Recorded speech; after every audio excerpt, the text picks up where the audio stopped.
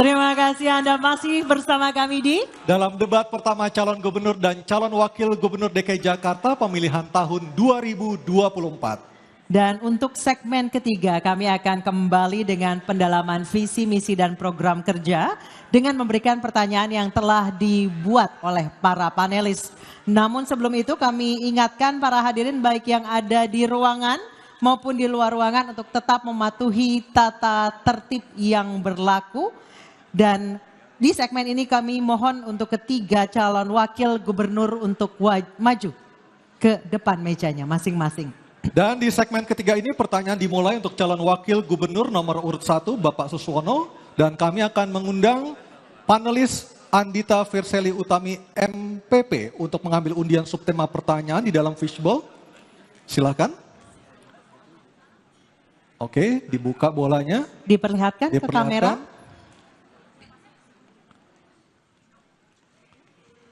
Temanya adalah tata kelola pemerintahan. Baik. Selanjutnya kami akan mengundang panelis Dr. Gun-Gun Herianto untuk mengambil undian daftar pertanyaan dari fishbowl.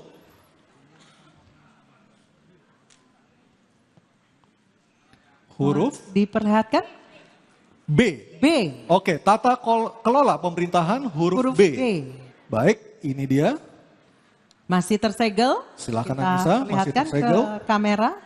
Ini menandakan kerahasiaan pertanyaan yang telah disusun oleh para panelis terjaga dengan baik. Baik, kita ingatkan sekali lagi para calon wakil gubernur untuk mendengarkan dengan seksama karena pertanyaan tidak akan kami ulang. Pertanyaan untuk calon wakil gubernur nomor urut 1 Bapak Suswono. Pada tahun 2023, Jakarta beberapa kali mengalami kualitas udara terburuk di dunia dengan rata-rata nilai Air Quality Index 120 hingga 170, termasuk kategori tidak sehat. Untuk menyelesaikannya, Jakarta perlu berkolaborasi dengan pemerintah pusat, pemerintah daerah, dan industri. Belum lagi penanganan banjir, transportasi terintegrasi, sampah, perumahan, dan ketersediaan air bersih.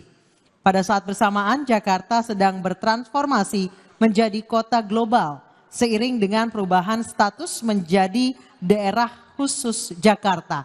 Pertanyaan, bagaimana Anda akan membangun kolaborasi intergovernment dan intra-government dalam kebijakan publik dan pelayanan publik? Silakan dijawab Pak dalam waktu 2 menit.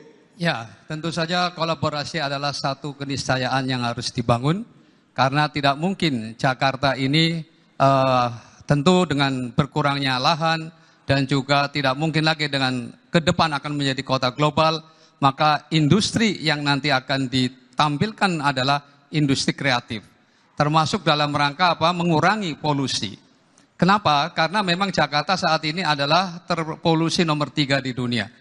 Tentu saja ini harus dikelola secara baik dengan apa? Dengan upaya meningkatkan tanaman-tanaman yang baik yang akan bisa menyerap CO2 sehingga akan berkurang. Kami punya target 3 juta pohon yang akan ditanam di Jakarta ini. Yang utama lagi adalah bagaimana sebetulnya tata pengelolaan pemerintahan ini agar rakyat Jakarta merasa benar-benar dilayani dengan baik. Kami sudah berkeliling dan masih banyak keluhan-keluhan yang dilakukan. Oleh karena itu tata pemerintahan yang baik yang akan kita lakukan adalah bagaimana aduan langsung pelayanan agar rakyat langsung bisa berkomunikasi langsung dengan hotline kepada kantor gubernur. Inilah yang nanti akan kita lakukan. Jadi pelayanan digital adalah satu keniscayaan juga yang juga nanti akan kami lakukan sehingga rakyat akan mudah melakukan aduan-aduan. Dan yang penting lagi adalah bagaimana agar dana-dana yang ada di Jakarta ini bisa dikelola dengan baik agar tidak mubadir ataupun tidak sia-sia karena adanya masih ada indikasi korupsi masih tinggi. Oleh karena itu tentu ini yang akan kita lakukan agar semua pendapatan daerah dari Jakarta ini akan bermanfaat sebesar-besarnya untuk kemakmuran rakyat Jakarta. Masih ada waktu, Pak? Masih ada Pak waktunya? Ya, saya kira cukup. Cukup? Baik, Oke, baik. Terima kasih. Selanjutnya Jawaban calon wakil gubernur nomor urut 1 akan ditanggapi oleh calon wakil gubernur nomor urut 2, Bapak Kunwardana. Kami persilahkan untuk menanggapi, waktu Anda 1 menit. Terima kasih. Ada 3 hal yang ingin kami sampaikan. Yang pertama adalah kerjasama antara Pemda DKI dengan pemerintah pusat dan juga bagaimana kerjasama antara Pemda DKI dengan Pemda wilayah-wilayah atau provinsi tetangga. Karena di sini tadi banyak hal-hal yang sangat bersinggungan satu sama lain. Dan yang kedua, kita melihat kita perlu memikirkan bagaimana efisiensi birokrasi. Dan kalau kita lihat perkembangan zaman yang modern, kita harus bisa memiliki birokrasi yang cepat tanggap dan juga handal untuk bisa membuat Jakarta bisa selalu cepat di dalam melaksanakan program-programnya. Dan yang ketiga adalah transparansi dan partisipasi publik. Ya, dengan internet ke semua warga, maka kita bisa mendapatkan semua aspirasi masyarakat dan kita bisa terima sebagai langkah kita. Makasih. Baik, terima kasih. Dan selanjutnya kita akan mendengarkan jawaban dari calon wakil gubernur nomor urut 3, Bapak Rano Karno atau Sidul, untuk menanggapi jawaban dari calon wakil gubernur nomor urut 1. Kami persilakan Bapak Rano Karno, waktu Anda 1 menit. Terima kasih. 10 tahun saya ada dalam dunia birokrasi di Provinsi Banten, diawali Kabupaten Tangerang dan menjadi gubernur Banten. Jakarta tidak bisa sendiri, dia harus menyelesaikan bersama-sama. Untuk itulah lahir konsep Jabodetabek. Nah, kebetulan saya pernah menjadi ketua koordinator Jabodetabek ini. Jakarta mempunyai populasi sangat unik. Setiap pagi 14 juta, malam 9 juta. Kendaraannya hampir 10 juta. Dikelilingi 3.000 industri. Kabupaten Tangerang, Bekasi, Bogor memiliki industri dengan tingkat populasi yang sangat tinggi. Nah, itulah makanya setelah Jabodetabek ini dilihat, dikembangkan menjadi aglomerasi. Karena di Jakarta tidak bisa menyelesaikan sendiri. Baik banjir, macet, maupun polusi. Salah satunya memang harus berkolaborasi. Mungkin itu jawaban saya. Terima kasih. Baik, terima kasih. Terima kasih. Selanjutnya kita kembali ke calon wakil gubernur nomor urut 1, Bapak Suswono, untuk merespon tanggapan dari kedua calon wakil gubernur. Waktu Anda 1 menit, silakan Pak Suswono. Terima kasih, tanggapannya mendukung apa yang saya sampaikan tadi. Intinya adalah bagaimana desentralisasi itu harus dilakukan dalam rangka tadi mengurangi upaya pengeluaran atau kebocoran dari anggaran. Yaitu 1 miliar untuk 1 RW, 1 miliar 1 RW untuk 5 tahun dengan cara padat karya, dan disitulah nanti kemungkinan disitulah padat karya, dengan demikian akan menciptakan lapangan kerja. Yang kedua, integritas para ASN di pemerintah DKI Jakarta ini tentu saja harus tetap memiliki integritas dan penuh melayani, transparan dan transformatif. Saya yakin kalau desentralisasi, integritas, melayani, transparan dan transformatif ini bisa dilakukan dengan baik, saya yakin akan menciptakan kepuasan publik terhadap tata kelola pemerintahan Jakarta. Terima kasih. Baik, terima kasih. Kita sudah mendengarkan jawaban dan juga tanggapan dari 3 orang calon wakil gubernur. Dan selanjutnya kita beralih ke pertanyaan untuk calon wakil gubernur nomor urut 2, Bapak Kunwardana. Untuk itu kami akan mempersilahkan panelis Profesor Dr. R. Siti Zuhro MA untuk mengambil undian pertanyaan subtema dalam fishbowl. Silakan diambil, Profesor. Kita akan lihat apa pertanyaan ataupun tema yang ada di dalam bola yang diambil Profesor Siti Zuhro. Subtema tentang ketahanan budaya. Baik. Baik, selanjutnya kami persilakan panelis Dr. Ahsanul Minan MH untuk mengambil undian daftar pertanyaan dari dalam fishbowl. Diperlihatkan ke kamera hadirin dan juga moderator. Pertanyaan huruf A. Ketahanan budaya huruf C. Baik. Ketahanan budaya Huruf C yang ini. Silakan Anissa. Baik. Amplopnya masih tersegel. Ini artinya menjamin kerahasiaan pertanyaan yang telah disusun oleh para panelis. Kami mohon para calon gubernur untuk mendengarkan dengan seksama karena pertanyaan tidak akan kami ulang. Dan pertanyaan untuk Bapak Kunwardana adalah, pengembangan budaya Betawi sebagai modal Jakarta bisa menjadi salah satu strategi penting untuk menjaga identitas lokal di tengah pesatnya modernisasi. Jakarta memiliki 8 ikon budaya seperti ondel-ondel, kembang kelapa, ornamen gigi balang, baju sadariah, kebaya kerancang, batik Betawi, kerak telur, dan bir peletok. 24 tahun pembangunan perkampungan budaya sebagai laboratorium pengembangan budaya Betawi, hasilnya masih jauh dari harapan.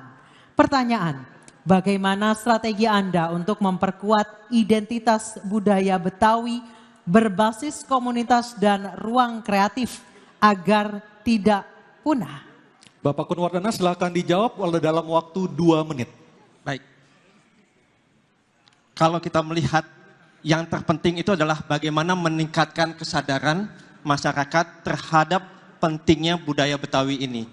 Bagaimana itu bisa dijalankan? Itu adalah dengan membangun dari sejak dini. Jadi pendidikan berbasis budaya itu sudah dimulai dari SD, SMP, SMA, dan seterusnya.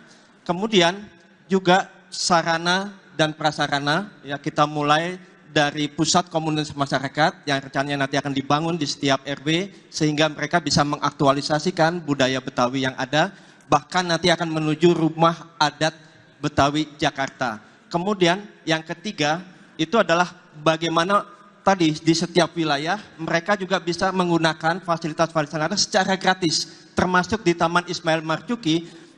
Mereka-mereka yang ingin mengembangkan seni dan budaya bisa menggunakan fasilitas itu dengan gratis. Jadi apa yang saat ini dilakukan adalah Jakpro mengolah Taman Ismail Marzuki, dan kita menginginkan bahwa tim itu bisa dikembalikan ke Dinas Kebudayaan. Dan yang berikutnya adalah dana abadi, ya dana abadi untuk pengembangan dari seniman-seniman dan juga semua ya seni tari, seni musik, kemudian seni teater dan lain-lain itu bisa dikembangkan secara baik. Dan berikutnya adalah kesejahteraan bagi tadi para seniman dan juga para pekerja-pekerja ya, baik itu yang formal maupun yang informal. Nah, dari di sini kita bisa melihat satu ekosistem yang baik, ekosistem wisata budaya Jakarta. Demikian, terima kasih. Masih ada sisa waktu Pak Kunwardana? Pak Kunwardana masih Cukup? ada sisa waktu, sudah cukup? Oke. Baik, terima kasih. Selanjutnya kami persilakan calon wakil gubernur nomor urut 1 Pak Suswono untuk menanggapi jawaban dari calon wakil gubernur nomor urut 2. Waktu Bapak 1 menit. Baik, pasangan Ridho akan komitmen untuk membangun atau yang kita kenal dengan gerakan membangun kebudayaan Betawi. Tentu memang harus diawali dari pendidikan, maka akan dimasukkan dalam kurikulum pendidikan sejak dini, ya, karena ini adalah bagian dalam upaya untuk melestarikan itu. Yang kedua tentu saja adalah lembaga adat, ya, bahwa lembaga adat ini eksistensinya tentu perlu dihidupkan kembali agar ada regenerasi yang nanti akan bisa meneruskan.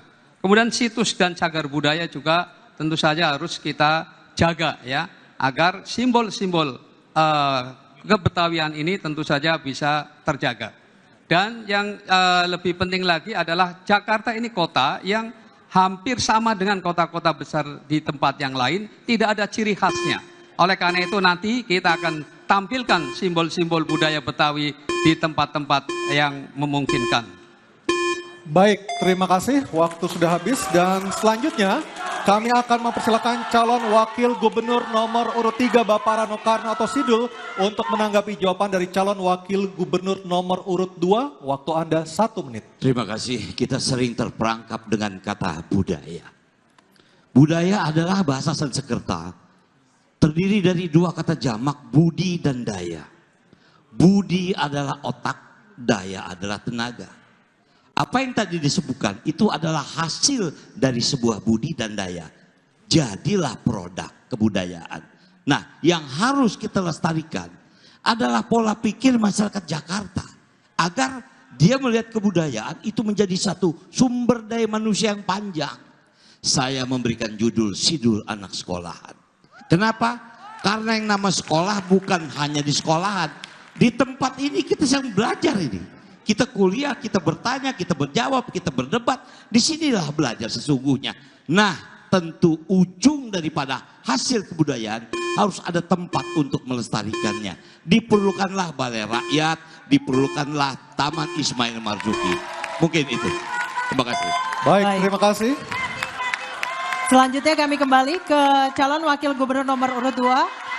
Tenang dulu boleh? Mohon tenang. Baik, terima kasih. Terima kasih. Kami kembali ke calon wakil gubernur nomor urut 2 Bapak Kunwardana untuk merespons tanggapan dari kedua calon wakil gubernur. Waktu Anda 1 menit, silakan Pak.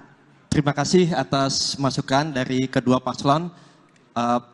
Ini seiring ya dengan apa yang tadi kami sampaikan, dan ada hal yang cukup menarik ya dengan dunia digital saat ini, apalagi kita punya program internet gratis untuk para warga DKI Jakarta. Para warga Jakarta bisa mengupload seni budaya sebanyak-banyaknya. Jadi artinya kita bisa melestarikan dengan mengunggah konten-konten budaya yang ada di Jakarta. Kita ingin bisa merambah ke dunia global ya, tapi dengan kekuatan dari budaya Betawi itu sendiri. Jadi kita bukan think globally, act locally, tetapi bagaimana kita think globally, act globally. Mungkin demikian dari saya. Terima kasih. Baik, terima kasih. Selanjutnya kita beralih ke pertanyaan untuk calon wakil gubernur nomor urut 3, Bapak Rano Karno atau Sidul. Untuk itu kami persilakan panelis Dr. Didi Soeharyanto SHMH untuk mengambil undian pertanyaan subtema ke-6 dalam fishbowl. Mohon tenang hadirin, Pak Didi. Oke, dibuka dulu, silakan. Subtema tentang apa yang diambil oleh Pak Didi Soeharyanto? Problematika Gen Z. Problematika Gen Z. Selanjutnya Bapak Beki Mardani untuk mengambil undian daftar pertanyaan dalam fishbowl. Diperlihatkan ke kamera. Tenang dulu boleh? Terima kasih. Problematika Gen Z huruf A. Huruf A. Oke, A yang paling depan. Oke, masih tersegel. Baik. Kita lihat bersama. Oke, silakan. Sebelumnya kami ingatkan kembali kepada para calon wakil gubernur untuk mendengarkan dengan seksama karena pertanyaan tidak akan kami ulang. Pertanyaan untuk Bapak Rano Karno atau Sidul adalah, Badan Pusat Statistik melaporkan per Agustus 2023 tingkat pengangguran terbuka di Jakarta mencapai 6,53% atau 355.000 orang.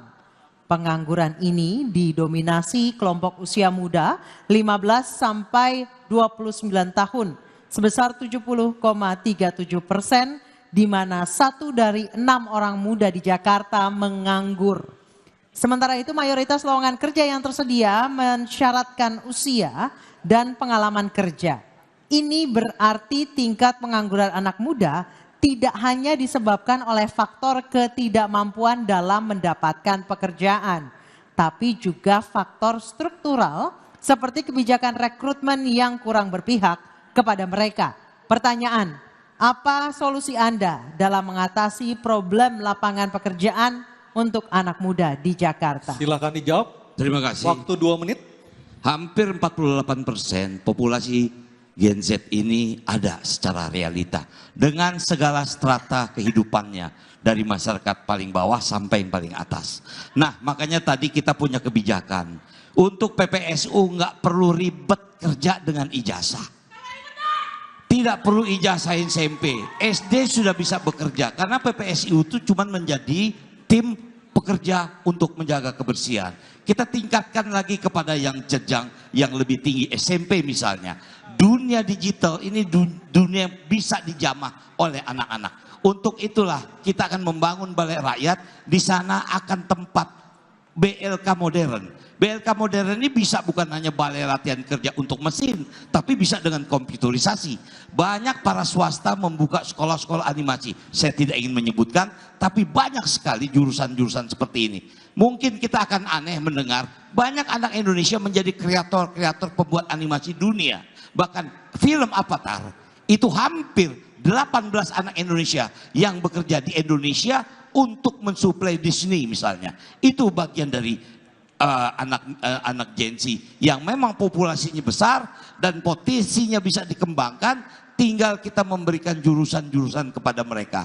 Nah itulah menjadi hotline 24 jam menjadi utama agar mereka mempunyai guidance apa yang harus mereka kerjakan, apa yang harus mereka lakukan. Mudah-mudahan dengan itu penjuruan untuk Gen Z ini tidak menjadi salah arah. Mungkin itu jawaban saya. Terima kasih. Masih ada sisa waktu. Sudah cukup, baik. Oke, baik. Baik, bisa dimulai mungkin timernya. Selanjutnya kami persilakan calon wakil gubernur nomor urut 1 Bapak Suswono untuk menanggapi jawaban calon wakil gubernur nomor urut 3. Pak Suswono, waktu Anda 1 menit, silakan. Ya, tentu kami akan memastikan Gen Z tidak perlu khawatir karena kami akan menciptakan lapangan kerja yang cukup banyak. Pertama tentu adalah mendorong wirausaha muda. Ya, dan dengan program apa? Inkubasi dan akses modal. Karena anak-anak muda ini anak-anak kreatif. Asal didorong dengan diberikan permodalan, insya Allah mereka akan cumbul kreativitasnya. Kemudian juga akan dilibatkan dalam gerakan sosial dan lingkungan. Sekarang ini anak-anak muda luar biasa kepeduliannya terhadap lingkungan. Berapa kali kita melihat gerakan-gerakan untuk membersihkan sampah, begitu cepatnya antusiasme dari mereka-mereka yang merespon gerakan anak-anak muda. Dan yang lebih penting lagi adalah pelatihan siap kerja, dan nanti anak-anak muda akan magang di provinsi, baik di BUMD maupun di kantor gubernur. Jadi mereka akan mendapatkan pelajaran langsung di lapangan. Terima kasih. Baik, terima kasih. Dan selanjutnya kami berikan kesempatan kepada calon wakil gubernur nomor urut 2, Bapak Kun Wardana, menanggapi jawaban calon wakil gubernur nomor urut 3. Kami persilakan, waktu Anda 1 menit. Ya, permasalahan utama saat ini adalah ketidakcocokan antara persyaratan keterampilan dari pasar kerja dan kompetensi dari pencari kerja, yang khususnya para Gen Z ini. Jadi ketidakcocokan ini membuat mereka menjadi tidak bisa bekerja secara optimal. Untuk itu perlu adanya pengintegrasian dan koordinasi yang sangat melekat antara dunia kerja dan kalangan kampus, kalangan politeknik maupun kalangan SMK, agar itu bisa match, bisa cocok satu sama lain.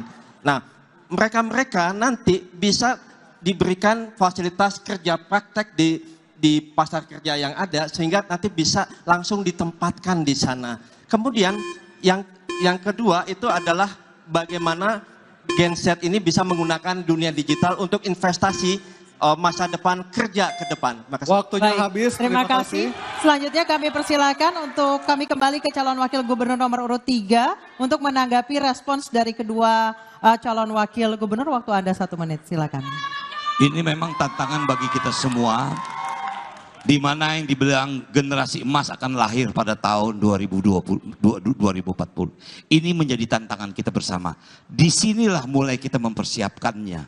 Dengan era baru, Undang-Undang nomor 2 tahun 2024 keluar, Jakarta tidak menjadi I lagi, dia menjadi DKJ. Artinya disinilah waktunya Jakarta.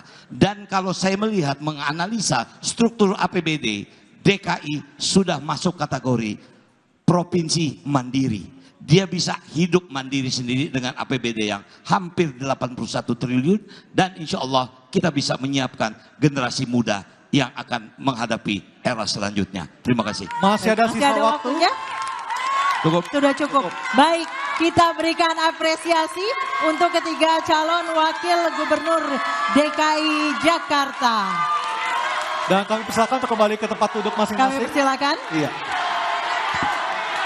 Baik pemirsa, kita akan jeda terlebih dahulu karena acara akan kami lanjutkan di segmen berikutnya, yaitu para pasangan calon akan menerima pertanyaan bukan dari panelis, Dan tetaplah bersama kami dalam debat pertama calon gubernur dan calon wakil gubernur DKI Jakarta pemilihan tahun 2024.